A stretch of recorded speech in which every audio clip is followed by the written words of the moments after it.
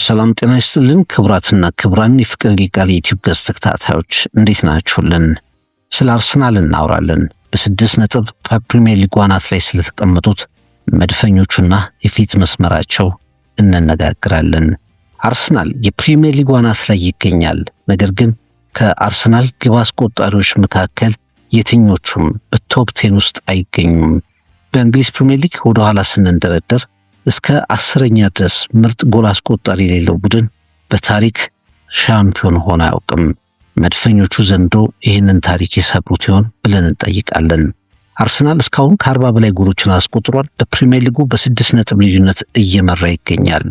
መከላከሉ እስካሁን ድንቅ ነው፣ በእያንዳንዱ ውድድር ላይ አለ። ነገር ግን እንደ ቪክተር ዮኬሬሽና ትሮሳርድ ያሉ ጎል አስቆጣሪዎቹ በፕሪሚየር ሊጉ እስካሁን ያስቆጠሩት የጎል ብዛት 5 እንደሆነ ይታወቃል። ከ32 ዓመት የፕሪሚየር ሊግ ታሪክ ውስጥ እያንዳንዱ ሻምፒዮን ወደ ኋላ ስንመለከት ቢያንስ ቶፕ 10 ውስጥ የገባ አስተማማኝ የሆነ ጎል አስቆጣሪ እንዳለው ማረጋገጥ እንችላለን። አርሰናል እስካሁን ወደ ቶፕ 10 መንደርደር የሚችሉ ጎል አስቆጣሪዎችን በፕሪሚየር ሊጉ አላሳየም። ነገር ግን የፕሪሚየር ሊጉ አቋሙ ድንቅ ነው እንላለን። ዘርዘር አድርገን እንመለከተዋለን። ያለፉትን 3 ዓመታት መድፈኞቹ ወደ ፕሪሚየር ሊጉ ጫፍ እየተጠጉ ነበር። የዘንድሮ ቡድናቸው የተሻለ በጥልቀትም የተሰራ ለማሸነፍ ከባድ የሆነ ቢሆንም ግን በፊት መስመር ላይ ብዙ ጎሎችን የሚያስቆጥር ኮከብ ጎል አግቢ እንደ ሌሎች ክለቦች የለውም እየተባለ ይገኛል። አርሰናል አሁንም 20 ጎል የሚያስቆጥር አጥቂ ሊኖረው የሚችል አይመስልም። ምክንያት ቪክተር ዮኬሬሽ በ64 ሚሊዮን ፓውንድ አካባቢ ፈርሞ ወደ አርሰናል የመጣው ኮከብ አሁንም በጎሎች ደረጃ በቂ አቅርቦት እያገኘ አይደለም። እሱም ጎል ለማስቆጠር አይናፋር የሆነ ይመስላል። አሁን ሚኬል አርቴታ 3ቱም አጥቂዎቹ ዝግጁ ሆነውለታል። ቪክተር ዮኬሬሽ፣ ጋብሪኤል ጄሱስ እንዲሁም ደግሞ ካይ ሃቨርትዝ። አንደኛው ጨዋታዎችን ለጥጦ መጫወት ያስችሏል። አንደኛው በሊንክ ከተጫዋቾች ጋር ተግባብቶ በመጫወት የተሻለ ነው። አንደኛው ጨዋታን በመቆጣጠር እጅግ የተሻለ ነው። 3ቱም የተለያየ ጠባይ ያላቸው። ሚኬል አርቴታ የትኛውን ኮከብ ማስፈረምስ ይኖርበታል ብለን እናነሳለን።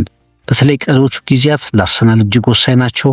የአርሰናልን የፊት መስመር ማን ይምራ የሚሉ ጥያቄዎች በየሚዲያው እየተነሱ ይገኛሉ። አሁን ለምን ተነሱ ለሚለው በቂ ነገር ያለን ይመስላል። እውነት አርሰናል ያለ ቋሚ በየሳምንቱ ብዙ ጎሎችን ወደሚያስቆጥር አጥቂ ሳይዝ ፕሪሚየር ሊጉን ማንሳት ይችላሉ የሚል ጥያቄ እንጠይቃለን። ከዛም ደግሞ ከ3ቱ አጥቂዎች መካከል ከካይ ሃቨርትዝ፣ ቪክተር ዮኬሬሽና ጋብሪኤል ጄሱስ አርሰናል ማንን መምረጥ አለበት፣ ማንን ቋሚ ማድረግ አለበት የሚለውን ጥያቄ እየተነሳ ስለሆነ ከሱ ጋር የተነሱ ሐሳቦችንም እያነሳን እንሄዳለን።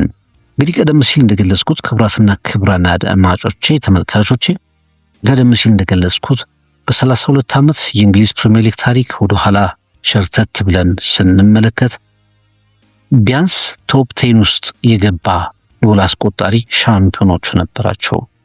ቡድኖች ሻምፒዮን ሲሆኑ አንድ ተጫዋቻቸው ቢያንስ ምርጥ 10 ጎል አስቆጣሪዎች ውስጥ መግባት የሚችል ይመስል ነበር። አርሰናል ያንን ትሬንድ ይሰብረዋል ወይስ አይሰብረውም? ምክንያቱም አሁን ያሉት ሁለቱ ቀዳሚ የአርሰናል ጎል አስቆጣሪዎች ቪክተር ዮኬሬሽና ሊያንድሮ ትሮሳርድ ቶፕ 10 ውስጥ የሉም፣ ቶፕ 15 ውስጥም የሉም። ነገር ግን አርሰናል በ6 ነጥቦች ፕሪሚየር ሊጉን ይመራል። አጫዋቱ በሁሉም ውድድሮች ላይ በጣም ድንቅ ነው። አርሰናል እጅግ አስደናቂ ጉዞ እያደረገ ነው። ግን የጎሎችን ጉዳይ ስንመለከት ቋሚ በየሳምንቱ የተጋጣሚ ቡድኖችን መረብ የሚደፍር ጎል አስቆጣሪ የለውም። እስካሁን የተሸነፉት በ2 ጨዋታዎች ላይ ብቻ ነው። በቻምፒየንስ ሊግ 100% አሸንፈዋል መድፈኞቹም። የካራባኦ ካፕ ግማሽ ፍጻሜ ላይ ደርሰዋል። የመጀመሪያውን ግማሽ ፍጻሜም ከሜዳቸው ውጪ በስታንፎርድ ብሪጅ 3-2 በማሸነፍ ፌብሩዋሪ 3 ስለሚደረገው የመልስ ጨዋታ የተሻለ እድልን ይዘዋል። ለፍጻሜም ይደርሳሉ ተብሎ ይጠበቃል። በኤፍኤ ካፕ ፖርትስሙዝን ካሸነፉ በኋላ ወደ 4ኛው ዙር ማለፋቸውን አረጋግጠዋል። አሁን በርካቶች ከ2004 የኢንቨንሲብልስ ገድል በኋላ ሚኬል አርቴታና ልጆቹ የፕሪሚየር ሊጉን ዋንጫ ማንሳት ይችላሉ የሚሉ አስተያየቶችን እየሰጡ ይገኛሉ። ያም ብቻ አይደለም። ሚኬል አርቴታ አርሰናል ከያዘበት ጊዜ ጀምሮ ያነሳው አንድ ዋንጫ የኤፍኤ ካፕ ዋንጫ ነው፣ 2020 ላይ ማንቸስተር ሲቲን በማሸነፍ። ከዛ በኋላ እንግዲህ ሌሎች ዋንጫዎች በእርግጠኝነት የሚመጡበት ዓመት ነው የሚሉ አስተያየቶችም እየተሰነዘሩ ይገኛሉ። በተለምዶ ይሄ ቋሚ ጎል አስቆጣሪ የምንለው ተጫዋች ሳይኖር አርሰናል ሻምፒዮን መሆን ይችላል ወይ የሚል ጥያቄ እየተነሳ ይገኛል። እንግዲህ አርሰናል በዚህ ሲዝን ከ40 በላይ ጎሎችን አስቆጥሯል። ከአርሰናል የተሻለ ጎል ያስቆጠረው ቡድን ማንቸስተር ሲቲ ነው። ነገር ግን አንድ ዶሚኔት ያደረገ በየሳምንቱ ጎል የሚያስቆጥር ኮከብ የለውም። በአርሰናል ብዙ ጎል ያስቆጠሩት ቪክተር ዮኬሬሽ እና ሊያንድሮ ትሮሳርድ በፕሪሚየር ሊጉ 5 ጎሎች ናቸው ያሏቸው። ሁለቱም እንግዲህ 21ኛ ደረጃ በፕሪሚየር ሊጉ 21ኛ ደረጃ ላይ የሚገኙ አጥቂዎች ናቸው ማለት ነው። እንግዲህ ኤርሊንግ ብራውት ሃላንድን ስንወስደው ኦልሬዲ 20 ጎሎችን አስቆጥሯል። 2 ዲጂት ላይ የደረሱ ቁጥሮችን ያስቆጥሯል ማለት ነው። በዚህ ደረጃ ይጠበቅ የነበረው ተጫዋች ቪክተር ዮኬሬሽ እንደሆነ ይታወቃል። በ64 ሚሊዮን ፓውንድ እንግዲህ ከስፖርቲንግ ከመጣ በኋላ በተለይ ያ ሲዝን በ102 ጨዋታዎች 97 ጎሎችን ካስቆጠረ በኋላ ልክ እንደ ሃላንድ እንኳ በቀጥታ ባይሆን እንኳ ቢያንስ በየሳምንቱ ቪክተር ዮኬሬሽ የሚለውን ስም አርሰናል ጎል ባስቆጠረ ቁጥር እንመለከተዋለን የሚል እምነት ከፍተኛ ነበር። ነገር ግን እሱ ከመጣ በኋላ በራስ መተማመኑ አሁን ያለበት ደረጃ ምንም እንኳ በቼልሲው ጨዋታ ላይ ጎል ቢያስቆጥርም በብዙ ጨዋታዎች ላይ በ15 ጌሞች በኦፕን ፕሌይ ያስቆጠረው ኳስ አንድ ብቻ እንደሆነ ይታወቃል። ከሊቨርፑል ጋር የነበረው ጨዋታ የመጨረሻው የፕሪሚየር ሊግ ጨዋታ ምናልባትም ቪክተር ዮኬሬሽ በጣም ከተተቸባቸውና ደካማ አቋም ካሳየባቸው ጨዋታዎች መካከል አንዱ ነው። 8 ተቾችን ብቻ ነው የነካው። ምንም አይነት ሾት ወደ ሊቨርፑል የግብ ክልል አላከናወነም በፕሪሚየር ሊጉ። በአንጻሩ ስታንፎርድ ብሪጅ ላይ በነበረው የካራባኦ ካፕ የኤፍኤል ካፕ ጨዋታ ግን 17 ኳሶችን ነክቷል፣ ሙከራዎችን አድርጓል፣ ጎል አስቆጥሯል፣ አሲስት አድርጓል እና የተሻለ መመለስ ያሳየበት ጨዋታ ነበር በኤፍኤል። በፕሪሚየር ሊግ ግን ስቲል ቪክተር ዮኬሬሽ እየታገለ ይገኛል እና የአርሰናል በየሳምንቱ ጎል ማስቆጠር ይችላል የተባለውን ቪክተር ዮኬሬሽን አጥቂውን እስካሁን ማግኘት አልቻለም። ግን እስካሁን አርሰናል ዮኬሬሽ ገብቶ የተሸነፈው ጨዋታ ደግሞ አንድ ብቻ እንደሆነ ይታወቃል።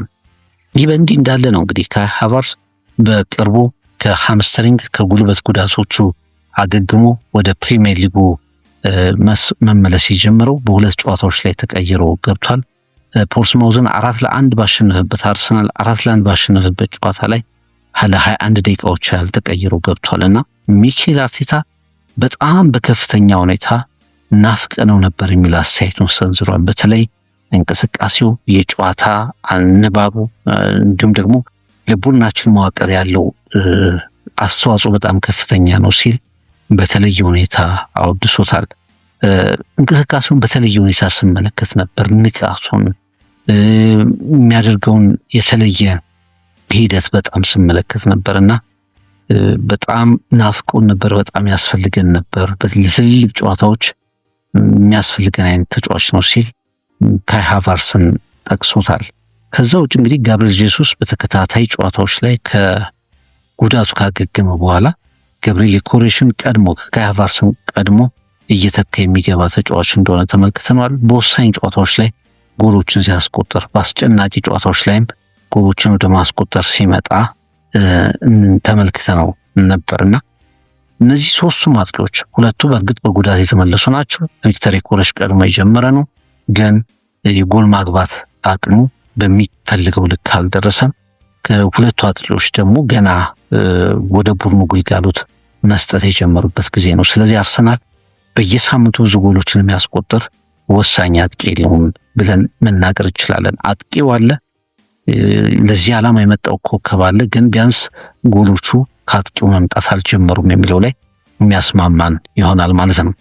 እንግዲህ በጣም ጥቂት ጎሎች ያስቆጠሩት አንዳንድ ተጫዋቾች ለምሳሌ ቡድናቸው ሻምፒዮን ሆኖ የቡድን ኮከብ ጎል አግቢ ጥቂት ጎል አስቆጠረ የሚባልበት አንደኛው ጆዜ ሞሪኖ 2004-2005 ላይ ይዘውት የነበረው ቡድን ላይ ፍራንክ ላምፓርድ 13 ጎሎችን አስቆጥሮ ነበር። ከዛ ውጪ በ2020-21 የፔፕ ጓርዲዮላ ማንቸስተር ሲቲ ፕሪሚየር ሊጉን ሲያነሳ ኤልካይ ጉንዶጋን 13 ጎሎችን አስቆጥረው ነበር።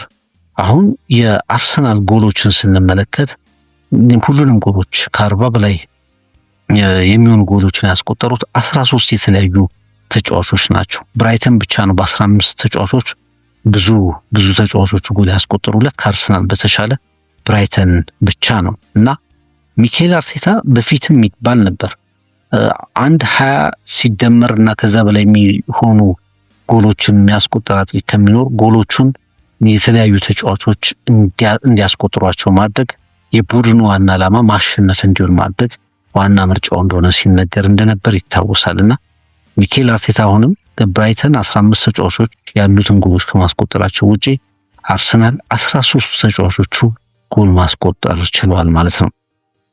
የቼልሲ 2004-2005 ሻምፒዮን ሆነው ቡድን ስንመለከት ምንም አይነት 20 ጎሎችን ያስቆጠረ አጥቂ አልነበረውም። ፍራንክ ላምፓርድ ነበር 13 ጎል ያስቆጠረው። ነገር ግን ያ የቼልሲ ቡድን የጆዜ ሞሪኖ ቡድን በጣም አስገራሚና አስደናቂ ዲፌንስ እንደነበረው ይታወቃል። ጆን ቴሪ፣ ሪካርዶ ካርቫልሆ፣ ዊሊያም ጋላስ፣ ፓውሎ ፌሬራን የመሳሰሉ ተጫዋቾች ነበሩት። በጣም ጥቂት ጎል ያስተናገደ ነበር። አመቱ ሙሉ 15 ጎሎችን ያስተናገደ ነበር። ይህም እስካሁን ድረስ ሪካርድ ነበር።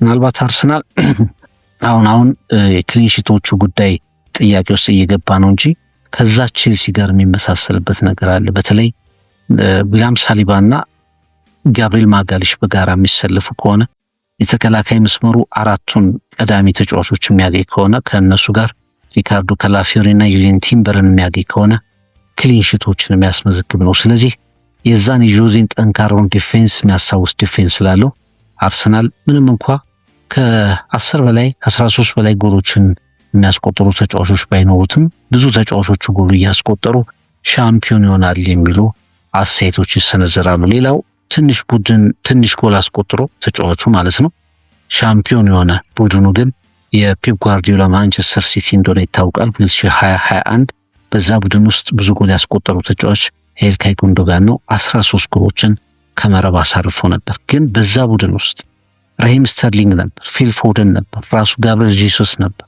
ሪያድ ማህሬዝ ነበር። እነዚህ ተጫዋቾች ስተርሊንግ 10 ጎል ነበረው። ፎደን፣ ጄሱስ እና ማህሬዝ ደግሞ እያንዳንዳቸው 9 በጋራ 27 ጎሎችን አስቆጥረዋል እና በጣም ድንቅ ጎል አስቆጣሪዎች ነበሯቸውና በአርሰናል በኩል እንግዲህ በዚህ ልክ ጋብሪኤል ማጋሊሽን ማንሳት ይቻላል። ሌላ ጎል አስቆጣሪ ከኋላ የሄደ በተለይ በሴት ፒሶች ላይ የሲቲው አይነት በጣም ቨርሳታይል የሆኑ ጎል አስቆጣሪዎች እያንዳንዱ ተጫዋች ጨራሽ የሆነበት የማጥቃት መስመር እንቅስቃሴ ላይ ያሉ ተጫዋቾች መኖራቸው ግን ያጠራጥራል። ቡካዮ ሳካ እንደ አይነት ተጫዋች ነበር። ዘንድሮ ጎል ማስቆጠሩ ቀንሷል፣ አቅሙ ቀንሷል። የቡድኑ አምበል ኦዴጋርድ እንደዚህ ጎሎችን ያስቆጥር ነበር፣ እሱም ትንሽ ቀንሷል። ሌላኛው ተጫዋች በቡድን ጎሎች ደረጃ ኮንትሪቢዩት እያደረገ የሚገኘው አማካዩ ላይ ያሉት ተጫዋቾች ዴክላን ራይስ፣ ማርቲን ዙቢሜንዲን ማንሳት እንችላለን። ስለዚህ አርሰናል በ21 ጨዋታዎች 14 ጎሎችን አስተናግዷል። በእርግጥ ከጆዜ ሞሪኖ ሪከርድ አንጻር በጣም ብዙ ናቸው ማለት ይቻላል። ግን ስቲል የሊጉ ቤስት ዲፌንስ ነው አርሰናል። 14 ጎሎችን አስተናግዷል። ግን የሊጉ ምርጥ መከላከል የአርሰናል ነው ማለት ይቻላል። ጋብሪኤል ማጋሊሽ፣ ዊሊያም ሳሊባ፣ ሪካርዶ ካላፊዮሪን የመሳሰሉ ተጫዋቾች እየተጎዱ በቆዩበት ሰዓት እንኳ ይህንን ሪከርድ ይህንን ትንሽ ጎል ማስተናገድ የሊጉ ምርጥ መከላከል መሆንን መጠበቅ ችሏል። ይህንን ካጠናከረ ከፊት በኩል በአንድ ተጫዋች ብዙ ጎል አለመቆጠርን የሚያካክስ 1 ነጥብ ነው ብለን ማሰብ እንችላለን። 17 የፕሪሚየር ሊግ ጨዋታዎች ይቀራሉ። እንግዲህ ትሮሳርድና ዮኬሬስ በትንሹ አሁን የሲቲንና የቼልሲን ጎል አስቆጣሪዎች የላምፓርድና የጉንዶጋንን ጎል እንኳ ብንወስድ ትንሹ ሻምፒዮን የሆነ ቡድን ኮከብ ጎል አግቢ 13 ጎል ያገባው የሚለውን እንኳ ብንወስድ ትሮሳርድና ዮኬሬስ 13 ላይ ለመድረስ 5 አሁን ስላላቸው 13 ላይ ለመድረስ ቢያንስ በየሁለት ጨዋታዎች 1 ጎል ማስቆጠር አለባቸው ማለት ነው። ይሄ ደግሞ እንግዲህ የተጫዋቾቹ አሁን እያገኙት ያለውን ሰርቪስ አርሰናል ከፊት መስመር ላይ ያለውን ጥርት ያለ የአጫወት ውሳኔ እስኪያገኝ ድረስ ብዥታ በጣም ያለበት አጫወት ነው። ይህንን እስኪወስን ድረስ በእያንዳንዱ ጨዋታ ቪክተር ዮኬሬስ በሁለት ጨዋታ 1 ጎል ማስቆጠር ይችላሉ። እስካሁን በመጣበት ከሄድን ፈጽሞ በብዙ ጨዋታዎች 1 ጎል የሚያስቆጠር ተጫዋች ነው። ስለዚህ 13 ላይ ደርስ ይችላል። ትሮሳርድም እንደዚሁ መስመር ተጫዋች ነው። አልፎ ጎሎችን የሚያስቆጥረው በየሁለት ጨዋታዎች 1 ጎል ያስቆጥራሉ ብለን ማሰብ በጣም ከባድ ነው የሚሆነው እና አርሰናል እንግዲህ በሴት ፒስ የፕሪሚየር ሊጉ ምርጥ ቡድን ነው። በሴት ፒስ ደረጃ ደግሞ ሁለቱም ተጫዋቾች ያላቸው ተሳትፎ አናሳ ነው። ከኮርና በዚህ የውድድር ዓመት ብቻ ከኮርና 17 ጎሎችን አስቆጥሯል። ይሄ ደግሞ እንግዲህ በአንድ ጨራሽ ላይ ያለውን እምነት የበለጠ ዝቅ የሚያደርገው ነው። 17 ጎሎች ሲቆጠሩ የተለያዩ ተጫዋቾች አስቆጥሯል። ማጋሌሽ አብዛኞቹን ጎሎች አስቆጥሯል። ከዛ ውጪ ሊን ቲምበር፣ ካላፊዮሪ፣ ቤን ዋይት እና ሌሎችንም ተጫዋቾች እየጠቀስን የተለያዩ ተጫዋቾች ላይ አሁንም ዲፔንድ አድርጎ የሚቀጥል ይመስላል። ስለዚህ ያለፉትን 3 ረነር አፕ ወይም ፖዚሽኖች ወይም ደግሞ ሁለተኛ ሆኖ ማጠናቀቅ ለመደምደም ነው። በተለይ ቪክተር ዮኬሬሽ በጥሩ 9 ቁጥርነት የፈረመው ግን አሁን ባለው የስታቲስቲክስ ወይም ደግሞ ባለው አጨዋወት ደረጃ የአርሰናል ከፊት የሚመጣው ኮከብ ጎል አግቢ ደብል ዲጂት ውስጥ የሚገባው ኮከብ ጎል አግቢ የመሆኑ ነገር በጣም ጥያቄ ውስጥ እየወደቀ ይገኛል። አንድ በተጫዋቹ በራሱ የአቅም ጉዳይ፣ የፕሪሚየር ሊጉን የመልመድ ጉዳይ እና የጨዋታ ሲስተም ጋር የመዋሃድ ጉዳይ ብዙ ግን በአርሰናል አጨዋወት የአርሰናል ተጫዋቾች ደግሞ በቂ ሰርቪስ ባለመስጠታቸው ምክንያት ቪክተር ዮኬሬሽ እዛ ደረጃ ላይ መምጣት አልቻለም። በእርግጥ ይህም ሆኖ ግን ተጋጣሚዎችና የዘንድሮን አርሰናል የሚመለከቱት ሰዎች አርሰናል ምንም የሚታይ ድክመት የለበትም እያሉ ይገኛሉ። ምንም እንኳ ይህ ትራዲሽናል የሚባለው 20 ጎሎችን የሚያስቆጥረው አጥቂ ባይመጣም ወይም ደግሞ በተጠበቀው ልክ ባይሆንም ቡድኑ የትኛውንም ኖርም የትኛውንም ባህል የሚሰብር ያለ እነዚህ አጥቂዎችም እዚህ ቁጥር ላይ ለማይደርሱ አጥቂዎችም ኖሮ ግን ፕሪሚየር ሊጉን ከማንሳት የሚመልሰው ኃይል አንዳች ኃይል የለም እያሉ እየተናገሩለት ይገኛሉ። ለማንኛውም አርሰናል አሁን የተለያዩ ተጫዋቾች ላይ ጎሎቹን ለማስቆጠር የተለያዩ ተጫዋቾች ላይ ዲፔንድ ማድረግ አለበት፣ ጎል ማግኘት አለበት። በተለይ በቀሮቹ 17 ጨዋታዎች ላይ እጅግ ወሳኝና ከባድ የሚባሉ ጨዋታዎች ይጠበቃሉ። ሲቲ በግዢዎች ራሱን አጠናክሯል። አርቪን ብሮት ሃላንድ አለው። እሱ በገባ ቁጥር ጎሎችን ለማስቆጠር ወደ ኋላ ማይል እድሎችን የሚጠቀም ተጫዋች አለው። ከሱ ጋር እንግዲህ ሌሎች ተጫዋቾችም ጎልን ያስቆጥራሉ። አርሰናል አሁን አንድ ተጫዋች ላይ ዲፔንድ የማያደርግ ከሆነ በተለይ ቪክተር ዮኬሬሽ ያንን ፎርም የማያገኝ ከሆነ አሁን የመጡትን ተጫዋቾች ጨምረን በተለይ በፊት መስመሩ ላይ እንደ ጋብሪኤል ጄሱስ እንዲሁም ደግሞ ካይ ሃቨርትዝን ጨምረን ሚኬል አርቴታ የትኛውን ተጫዋች ነው መጠቀም ያለበት የሚለው ክርክር ከፍ ብሎ እየተደመጠ መጥቷል። በተለይ በሊቨርፑል ጨዋታ ላይ በከፍተኛ ሁኔታ ቪክተር ዮኬሬሽ 8 ኳሶችን ብቻ ነክቶ መውጣቱን ተከትሎ ወደ ቤንች መውረድ አለበት የሚሉ አስተያየቶች ሰፊ ሆኖ ሲሰጡ ነበር።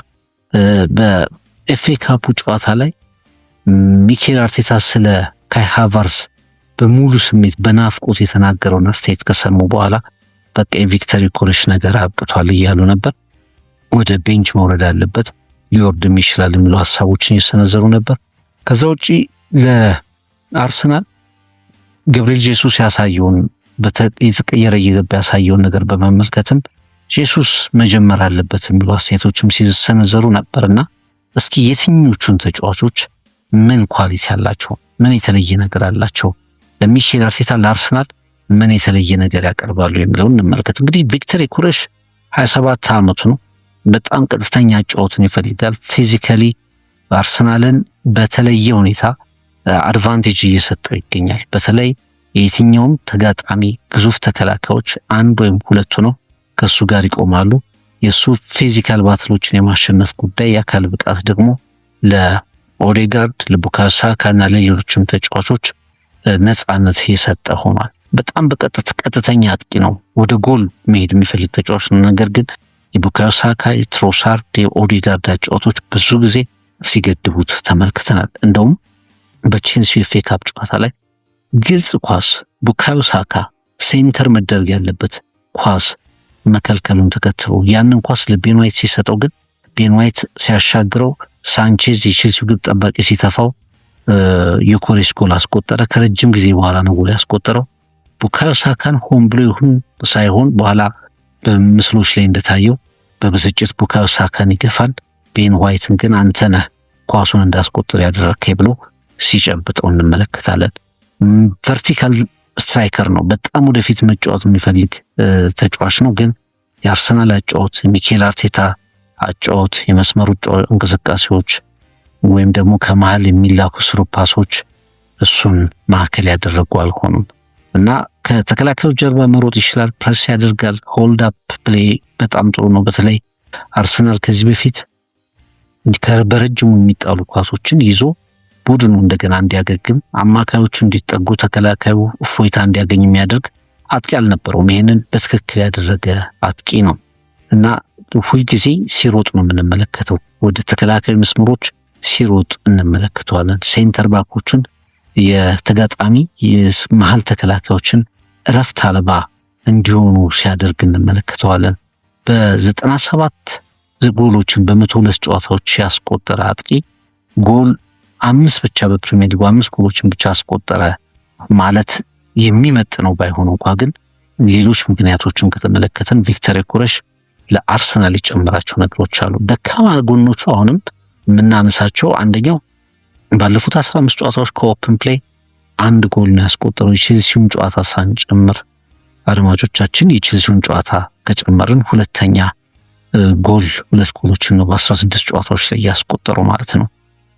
ይህን ተከትሎ ደግሞ አሁን በየጨዋታው ጎሎችን ማስቆጠር አለመቻሉ የተጠበቀበትን ዓላማ ባለመምታቱ ምክንያት ደግሞ በራስ መተማመኑ ወርዶ እናየዋለን። አሁን በተለይ አንዳንድ ወሳኝ ሰዓት ላይ ኳሱ ሴንተር ሲደረግ የለም፣ ሴንተር ይደረጋል ብሎ ሲጠብቅ ደግሞ ኳሱ የለም። ይሄ ተስፋ እያስቆረጠው ይመስላል። በአርሰናል ፖዚሽናል ፕሌይ ውስጥ በደንብ የተግባባ ተጫዋች መሆን ከብዶታል። በአእምሮ በፍጥነት መዋሃድ ከብዶት እየተመለከተን እንገኛለን። በሎው ብሎክ በሚጫወቱ ቡድኖች ላይ ኦልሞስት የሚቸገር ቡድን ተጫዋች ነው።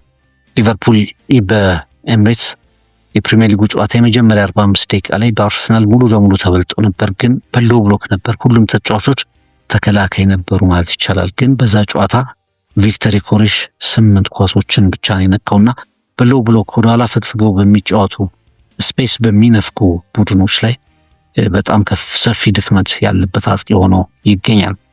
የአርቴታ ሲስተም ላይ ጭምር እንደዚሁ የሚችለውን ጥረት ቢያደርግም ዲፌንሱን ወደኋላ እንዲቆይ ቢያደርግም በትራንዚሽኖች በሽግግሮች ላይ ጥሩ ነገሮችን ለማድረግ ቢሞክርም በአርቴታ ሲስተም ውስጥ ግን ሙሉ ለሙሉ ይሄ ያለንከን የተዋሃደ ተጫዋች ነው ግን ማለት ይከብዳል። ለዛም ነው አሁን ጊዜው ዮኬሬሽን የማስቀመጥ ነው ብሎ አንዳንድ ሀሳቦች የሚሰነዘሩበት። አርሰናል የተለየ ዳይሜንሽን እንዲኖረው አድርጓል። የማይካድ ከዚህ በፊት የትኛው ማጥቂ ያላደረገውን ራሱ ቡካዮ ሳካም በአንድ ንግግሩ ላይ መስክሮለታል።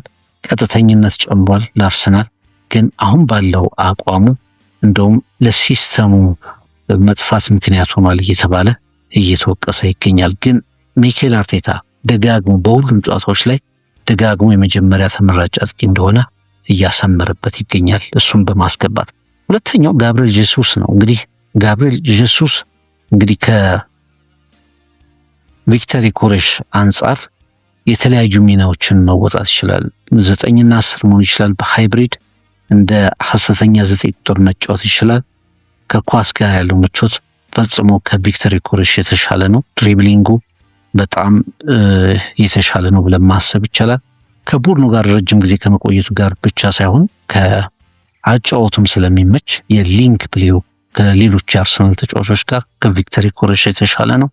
ፕሬሲንጉም ጥሩ ነው። ልክ ዮኬሬሽ እንደሚያደርገው ያለ ረፍት ኳስ ለመንጠቅ ተከላካዮች ላይ ጫና ለማሳደር ሲሮጥ እንመለከተዋለን። በተከላካዮች ጀርባ እንደገና ደግሞ ከቡካዮ ሳካ ከማርቲኔሊ ከኦዴጋርድ ወይ ከትሮሳርድ ጋር የተሻለ መግባባት ለመፍጠር የሚሞክር ተጫዋች ነው። ፊት ሲሆን በጣም ፕረስ የሚያደርግ ተጫዋች ነው። ይሄ በሲቲም ያለ እናውቀዋለን። በተለይ ፊትነስ ጥያቄ ከሌለበት ከፊት አርሰናልን መከላከሉን በማገዝ ከፍተኛ ጥረት የሚያደርግ ነው። እድሎችን ሲያገኝ ደግሞ አንዳንዴ በተለይ በጣም ድንቅ አጨራረስ የተቸረው አጥቂ ነው። ትልቁ ችግሩ የጋብሪኤል ጄሱስ ጉዳት ነው። በተደጋጋሚ አለ ሲባል የሌለ ተጫዋች ነው። አሁን ብቻ ሳይሆን ከማንቸስተር ሲቲ ጀምሮ ከ20 በላይ ጎሎችን አስቆጥሮ አያውቅም። አንዳንድ ጊዜ ደግሞ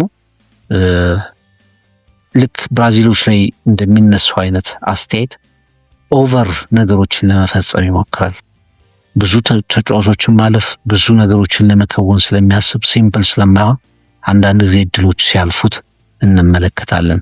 ለሚኬል አርቴታ ሲስተም ግን የተሻለ ነው። በተለይ ጨዋታ መቆጣጠር ሲያስፈልግ በተለይ ትልልቅ ጨዋታዎች ላይ እንደ ሲቲ፣ ሊቨርፑል አይነት ጨዋታዎች ላይ የተሻለው አጥቂ ነው ብለው የሚያስቡ አሉ። የሳካን፣ የማርቲኔሊን፣ የኦዴጋርድን ልምዶች አብረው ከመጫወታቸው አንጻር የተሻለ ነው ብለው የሚያስቡ አሉ። ግን እስካሁን ገብርኤል ጄሱስ ከጉዳቱ ከተመለሰ በኋላ የሚኬል አርቴታን እምነት አግኝቶ ወደ ሜዳ ሲገባ እየተመለከት ነው ግን አይደለም።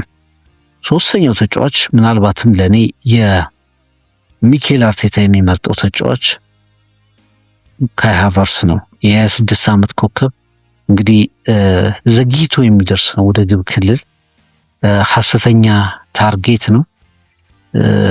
ነገር ግን ታይሚንጉ የአእምሮ ጨዋታው በተለይ አእምሮ በጣም የተለየ ነው ይልለታል ሚኬል አርቴታ። ይሄ ከጀርመን ጀምሮ በቼልሲም በአርሰናልም ሲባል የነበረ ጉዳይ ነው። በጣም የጌም አረዳዱ የአርሰናልን የጨዋታ ስልት አረዳዱ በጣም በአእምሮ የሚጫወት ተጫዋች ነው ይሉታል። የአየር ላይ ኳሶች ተጨማሪ ኃይል መሆን ይችላል። ልክ እንደ ሜሪኖ፣ እንደ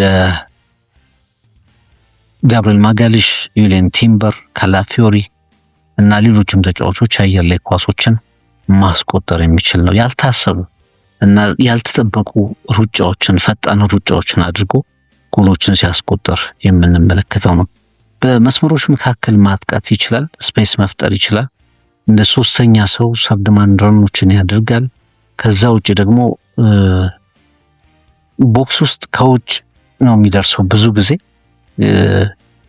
በትክክለኛው ሰዓት ላይ የሚደርስ ከሆነ ጎሎችን የመጨረስ ነገር አለው ተብሎ ይታሰባል። ቴክኒኩም ከሁለቱ ተጫዋቾች መሀል ላይ መሆን የሚችል ይመስለኛል። ከጋብርኤል ጄሱስ ዝቅ ብሎ በቴክኒክ ደረጃ ደግሞ ከኒውኮሊሽ ትንሽ ከፍ ብሎ መቀመጥ የሚችል ይመስለኛል። ሴት ፒሶችን የመጠቀም የፖዚሽናል አማራጮችን መስጠት ከፊት ከሐሰተኛ 9 ቁጥር ሃይብሪድ 9-10 ሐሰተኛ 9 በአማካይ ቦታዎች ላይ በተለያዩ ፖዚሽናል ሮቴሽንስ ላይ መጫወት የሚችል ተጫዋች ነው። የጀርመን ብሔራዊ ቡድን ላይ ተከላካይ ሆኖ የተጫወተም ተጫዋች ነውና በተለያዩ ቦታዎች ላይ አማራጮችን መድፈን የሚችል ተጫዋች ነው። አርቴታ ምን ይፈልጋል የሚለውን በደንብ የሚያውቅ ነው። አርቴታ ዋጋ የከፈለበት ተጫዋች ካይ ሃቨርትዝ እንደሆነ ይታወቃል። ሙሉ ስቴዲየም እየተቃወመው ሚዲያ እየተቃወመው ታግሶ ለበርካታ ጊዜያት በወሳኝ ተጫዋችነት ስሙ እንዲነሳ አድርጎት ነበር። ነገር ግን ይህም ተጫዋች ከአንድ ዓመት ጉዳት በኋላ ነው የተመለሰው። ብዙ ጊዜ አጨራረሱ በጣም ደካማ እንደሆነ ይታወቃል። በዚህም ደጋግሞ ይተች ነበር።